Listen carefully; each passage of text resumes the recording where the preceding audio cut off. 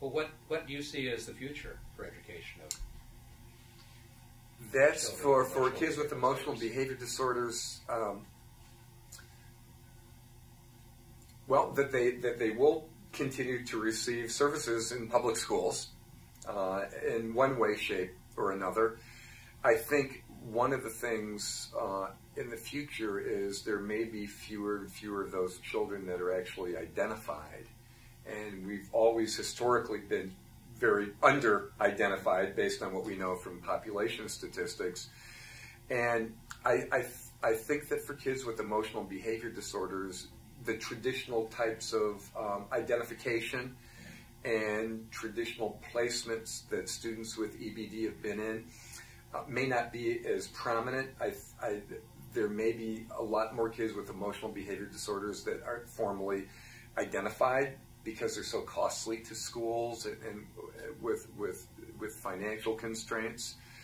But they will be in public schools. Kids with emotional behavior disorders will be there. I think the challenge is that an area that schools say we're going to help them because that's part of our mission, and we want to surround ourselves with people that can do that. I think if public schools embrace that, or at least certain segments of public schools, I think the future could potentially be fairly bright, relatively speaking, for kids with emotional behavior disorders, whether they're identified as that or not. Just because hopefully the increased awareness of mental health and the issues, one of the things that teachers repeatedly want more information on, and my colleague and good friend of yours, Reese Peterson, has done a lot, is teachers are just hungry for information on psychopharmacology and different medications and how are kids impacted, what are the effects, what are the side effects, because teachers have so many kids that are on medications for various psychiatric disorders in their classroom. I'm hoping that bodes well in terms of the awareness that this is a condition that we can treat and that we have the interventions and skills to be able to produce improvements in children that have emotional behavior problems or disorders, improvements in their social and academic behaviors.